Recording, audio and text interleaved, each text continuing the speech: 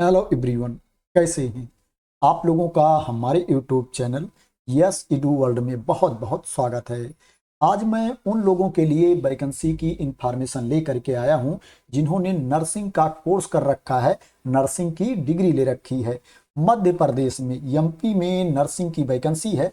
Nursing officer और sister tutor के पद पर भर्ती है और जो नंबर ऑफ पोस्ट है वो 2300 से ज़्यादा है। 2300 प्लस पोस्ट है जिसके लिए एप्लीकेशन इनवाइट किया गया है।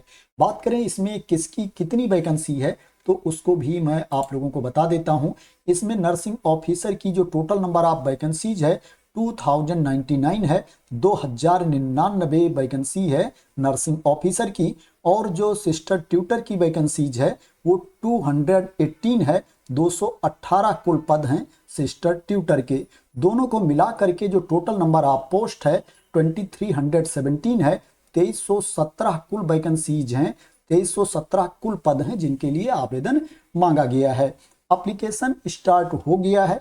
जो एप्लीकेशन की लास्ट डेट है 20 अप्रैल 2026 है। 20 अप्रैल 2026 तक आप इसमें ऑनलाइन मोड में अप्लाई कर सकते हैं। अगर आपके एप्लीकेशन में कुछ गलती हो जाती है तो आप उसमें सुधार भी कर पाएंगे।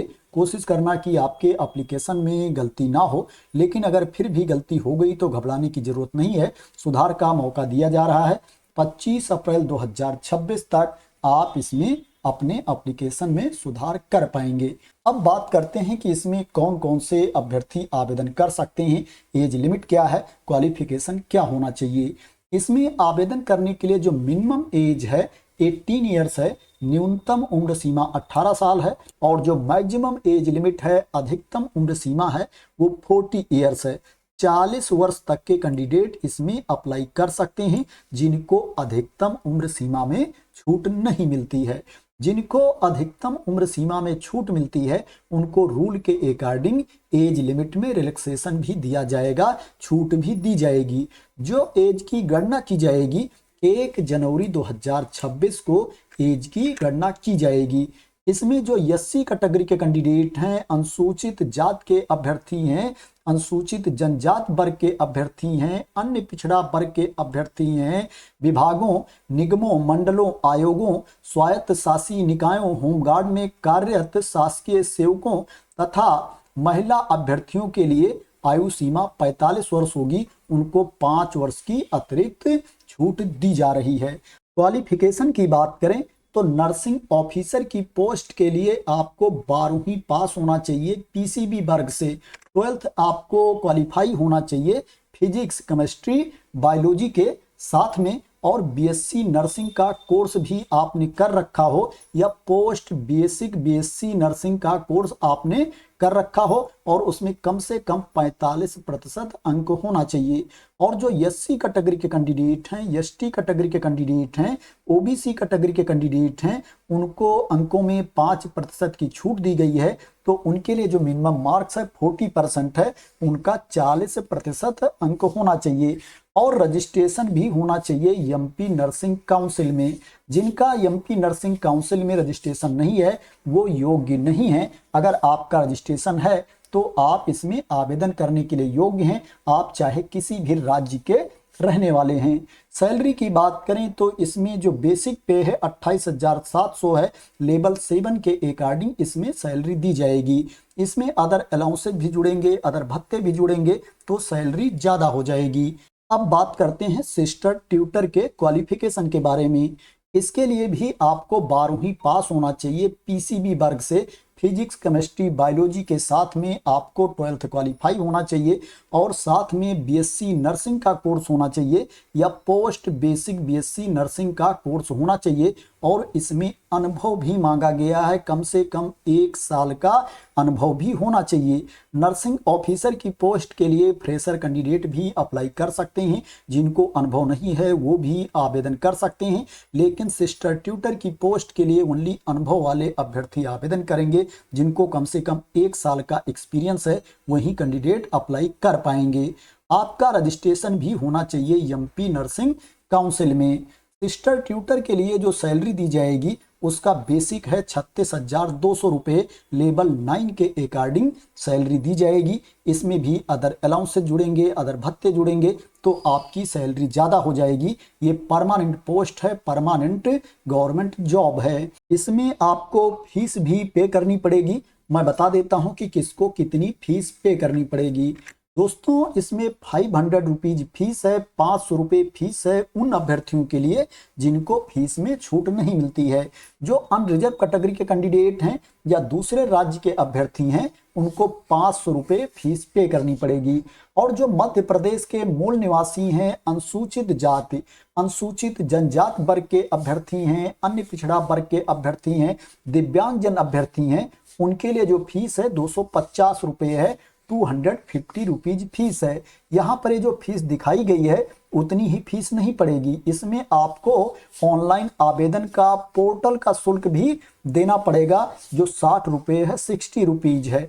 अगर आप कियोस्क के माध्यम से ऑनलाइन आवेदन करते हैं तो आपको 60 रुपये देना पड़ेगा। अगर आप रजिस्टर्ड सिटीजन यूजर के माध्यम से लॉगिन करके अप्लाई करते हैं तो आपको 20 रुपये अतिरिक्त शुल्क भी देना पड़ेगा। इसमें एग्जाम डेट के बारे में भी पहले से इंफॉर्मेशन दे दी गई है। 15 मई 2026 दिन शुक्रवार से इसमें परीक्षा स्टार्ट होगी। 2 पालियों में ये परीक्षा होगी, 2 शिफ्ट में एग्जाम होगा। जो पहले पाली की परीक्षा होगी, पहले शिफ्ट का एग्जाम होगा, उसमें रिपोर्टिंग टाइम 8 AM है और दूसरे शिफ्ट का जो एग्जाम होगा उसमें रिपोर्टिंग टाइम 1 PM है। इसमें जो परीक्षा स्टार्ट होगी, उत्तर अंकित करना आप लोग शुरू करेंगे। पहली पाली में फर्स्ट शिफ्ट में 10 AM से 12 PM तक करेंगे और दूसरी पाली में 3 PM से 5 PM तक आप उत्तर अंकित करेंगे, परीक्षा देंगे। पेपर के लिए आपको 2 घंटे का समय दिया जाएगा, 2 आवर्स का टाइम दिया जाएगा। अब बात करते हैं कि इसमें कितने प्रश्न पूछे जाएंगे, कहां से प्रश्न पूछे जाएंगे, एग्जाम पैटर्न इसका क्या है। दोस्तों, ऑनलाइन मोड में एग्जाम होगा जिसमें बहुविकल्पीय प्रश्न पूछे जाएंगे, ऑब्जेक्टिव टाइप के क्वेश्चंस पूछे जाएंगे। इसमें 100 अंकों की परीक्षा होगी, 100 मार्क्स का टेस्ट होगा, जिसमें 25 मार्क्स का सामान्य ज्ञान होगा, सामान्य हिंदी होगी, सामान्य अंग्रेजी होगी, सामान्य गणित होगी, सामान्य विज्ञान और सामान्य अभिरुचि होगी। वहीं 75 अंक का जो प्रश्न होगा, 75 मार्क्स का जो क्वेश्चन होगा, वो संबंधित विषय पर आधारित होगा। इसमें निगेटिव मार्किंग भी होगी। अगर आप किसी प्रश्न का गलत उत्तर देते हो तो एक गलत उत्तर के लिए 0.25 मार्क्स काटा जाएगा, 1/4 अंक काटा जाएगा एक गलत उत्तर के लिए। एक सही उत्तर के लिए 1 अंक आपको दिया जाएगा। जो प्रश्नों की संख्या होगी 100 होगी और जो आपको टाइम दिया जाएगा 2 घंटे का समय दिया जाएगा पेपर देने के लिए। अगर आप डिटेल में सिलेबस के बारे में जानना चाहते हैं, विस्तृत जानकारी चाहते हैं पाठ्यक्रम के बारे में, तो इसी नोटिफिकेशन में उसके बारे में भी इंफॉर्मेशन दी गई है। आप नीचे आएंगे तो यहाँ पर देख सकते हैं सिलेबस के बारे में इंफॉर्मेशन दी गई है। इस PDF को मैं अपने टेलीग्राम चैनल पर डाल दूंगा, वहां से आप लोग इसको डाउनलोड कर लेना और डिटेल में सिलेबस को भी देख लेना। अगर आप ये जानना चाहते हैं कि कहां पर कितनी वैकेंसी है, किस कैटेगरी में कितनी वैकेंसी है, तो उसके बारे में भी जानकारी दी गई है। आपको पेज नंबर 17 पर आना है, पेज नंबर 17 पर आना है।